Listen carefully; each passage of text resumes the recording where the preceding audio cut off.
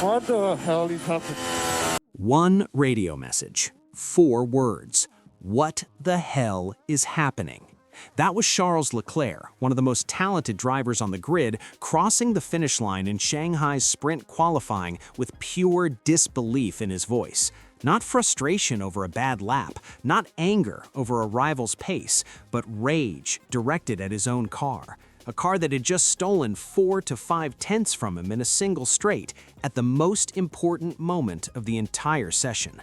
And here's what made that radio message truly explosive. His own teammate, Lewis Hamilton, in just his second weekend with the Scuderia, was sitting ahead of him on the timing screen. So the question the entire paddock began asking immediately is this. I think it is on the straights. It's a lot of time to be losing. So we don't quite find that. But when you're down on power, it's just Finds a lot of lap time. tricky session. Was Leclerc's nightmare in Shanghai just a technical glitch at the wrong moment? Or is this the first visible crack inside a Ferrari team that is quietly being pulled in 2 very different directions? Shanghai already demands perfection before a single flying lap begins. Long straights that expose every horsepower deficit, heavy braking zones that punish any aerodynamic instability, and a hybrid energy deployment section on the back straight that separates the cars that work from the cars that simply don't. Ferrari arrived at this sprint weekend carrying real pressure. The sprint format gave every team just 1 practice session before going straight into qualifying. 1 hour to understand the car, 1 hour to find the balance, and then straight into the fight with no second chances. From the very first laps of that practice, the internal dynamic inside the Ferrari garage was already charged. Hamilton was finding his rhythm quickly. In just his second race weekend with the Scuderia, the 7-time world champion was showing clear signs of adapting to the SF25 on a circuit where straight-line efficiency and braking stability are absolutely critical. The team could see it, the paddock could see it, and Leclerc, who had been Ferrari's undisputed reference for years, could see it too. That was just the start, because when SQ3 arrived and every driver on the grid went out for their single decisive attempt, something happened inside Leclerc's Ferrari that changed the entire story of this weekend. The hybrid system failed to deploy correctly on the back straight, right at the section of Shanghai where the power unit must release everything it has to build maximum top speed. Instead of the full deployment Leclerc was expecting, the car simply didn't respond. 4 to 5 tenths of a second, gone. In 1 straight on the most important lap of the session. And this is where the story gets dark. The easy explanation arrived quickly. Technical fault, hybrid anomaly, unfortunate timing. These things happen in Formula One, especially early in a season when teams are still understanding their new power unit configurations under the 2026 regulations. Simple enough, move on.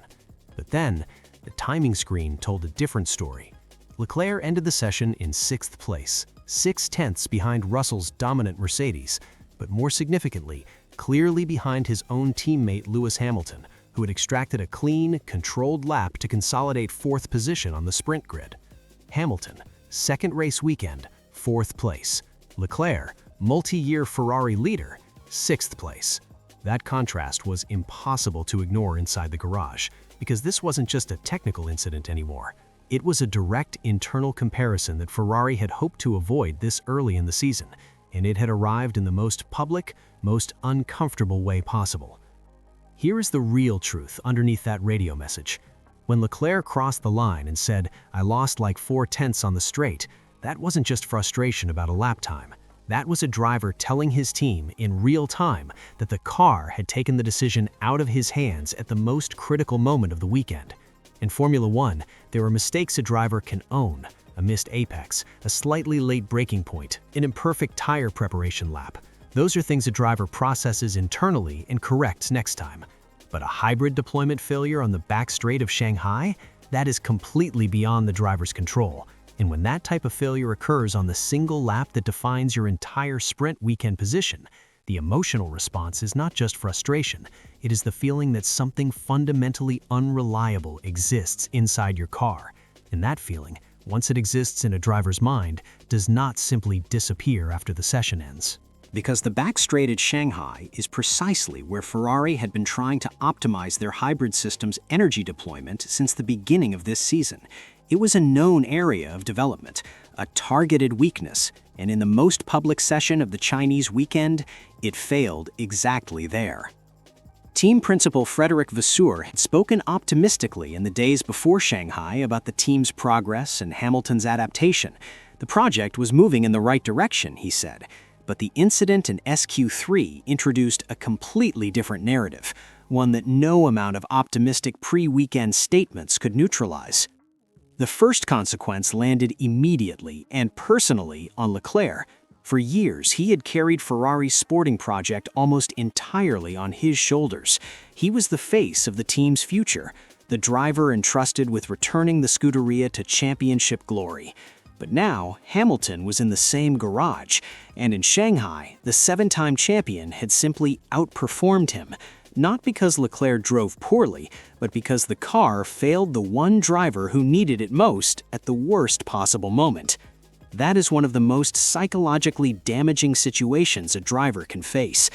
This wasn't just a race, it was a warning. The second consequence falls directly on Vasseur and the Ferrari technical team, because what happened on that back straight raises a question that cannot be answered with PR statements. If the hybrid deployment failed on Leclerc's decisive SQ3 lap, a session where Ferrari needed clean data in maximum performance, then how confident can the team be that it won't happen again? In a sprint format, where the qualifying result defines the entire competitive structure of the weekend, one technical failure cost Leclerc multiple grid positions and an enormous amount of internal credibility. And the third consequence shapes the entire season narrative around Ferrari. Hamilton is adapting faster than expected.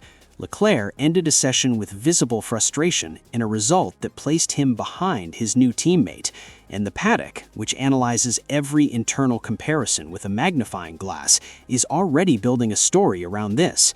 Two enormous talents, the same tools, and a car that apparently isn't treating both sides of the garage equally yet. Scenario 1. Ferrari identifies the hybrid deployment failure immediately. They fix it before Sunday's race. Leclerc bounces back with a dominant performance. The internal narrative resets, and Shanghai becomes nothing more than a frustrating but forgettable footnote in what becomes a very strong Ferrari season. Scenario 2. The hybrid issue proves deeper than a single session anomaly. Ferrari carries this technical uncertainty into race day and beyond. Leclerc's frustration grows. The internal comparison with Hamilton intensifies with every session, and what began as one uncomfortable radio message quietly becomes the defining tension of the entire Ferrari 2026 campaign. Scenario 3. Hamilton continues adapting at this pace. Leclerc continues fighting a car that doesn't always respond as expected. And somewhere mid-season, when championship points really matter, Ferrari finds itself not just fighting Mercedes and McLaren from outside, but fighting itself from within. Because in Formula One, the most dangerous rivalry is never the one across the paddock. It's the one across the garage. Was the hybrid failure in Shanghai a one-off technical moment, or the first sign of a deeper reliability problem that Ferrari hasn't solved yet? And if Hamilton keeps finding this form in just his second, third, fourth weekend with the team, what does that mean for Leclerc's position as Ferrari's undisputed number one? One thing is certain, the radio message from Shanghai didn't just reveal a technical fault, it revealed the pressure that now exists inside Ferrari every single qualifying session. If you made it this far, you already know, this season's not about who's fastest, it's about who survives the politics. So tell me, who's really pulling the strings inside Ferrari's biggest drama of 2026?